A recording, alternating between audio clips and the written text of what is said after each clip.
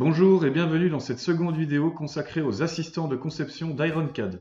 Dans cette vidéo, je vais aborder l'assistant de révolution. Cet assistant va me permettre de créer des surfaces, des ajouts de matière ou des retraits de matière tournés autour d'un axe. Pour utiliser l'assistant de révolution, il faut aller dans l'onglet Accueil et faire dérouler le menu sous la fonction Révolution et sélectionner Assistant Révolution.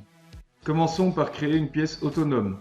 Je sélectionne Surface, puis clique sur Suivant.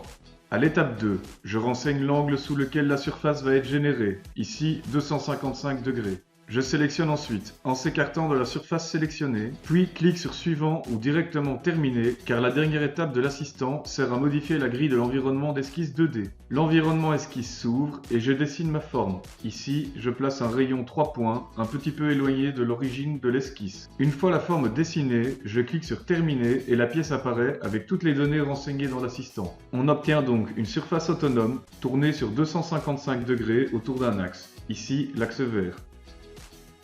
En survolant la surface avec la souris, des poignées apparaissent. Je peux les utiliser pour augmenter ou réduire l'angle de révolution, ou même modifier directement le rayon de l'esquisse.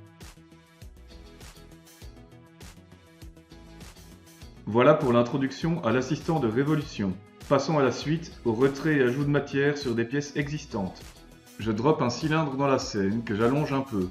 Je veux ajouter de la matière tout autour de la surface de ce cylindre. J'ouvre l'assistant de révolution et je sélectionne la face sur laquelle agir, ici la surface du cylindre.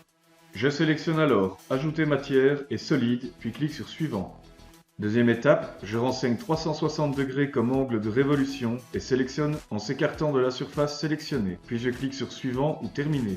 L'environnement d'esquisse s'ouvre, j'orbite alors le modèle et constate que le plan d'esquisse n'est pas au centre du cylindre. J'active alors le Triball, clique droit sur la poignée centrale et sélectionne jusqu'au point central. Il ne me reste plus qu'à descendre le plan d'esquisse à la position voulue, ici au milieu de la longueur du cylindre. Une fois l'origine du plan d'esquisse bien située, je peux commencer à dessiner la forme désirée. Par principe, je fais d'abord une projection de contrainte que je passe en construction. Cette géométrie va me servir d'accroche pour dessiner la forme.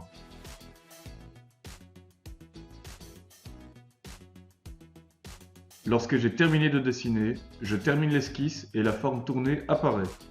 Les poignées d'ajustement sont toujours présentes, me permettant de modifier directement la forme tournée. Passons maintenant à l'enlèvement de matière. J'ouvre l'assistant de révolution et je sélectionne la surface du cylindre. Je choisis Enlever matière et solide et je clique sur Suivant. Je laisse 360 degrés d'angle de révolution et je choisis longeant la surface sélectionnée, puis clique sur Suivant ou Terminer. L'environnement 2D s'ouvre. Je remarque que le plan d'esquisse n'est pas situé là où je le désire. J'active le Triball et décide de déplacer le plan d'esquisse au point central de la face supérieure du cylindre. Maintenant, je dessine la forme à faire tourner. Ici, je décide de créer un rectangle. Une fois la forme dessinée, je valide l'esquisse et l'enlèvement de matière est généré.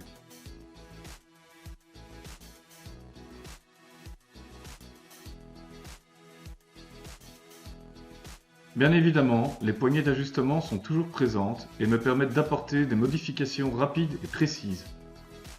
Voilà pour l'assistant de révolution. Il est rapide et fonctionnel, n'hésitez pas à l'utiliser.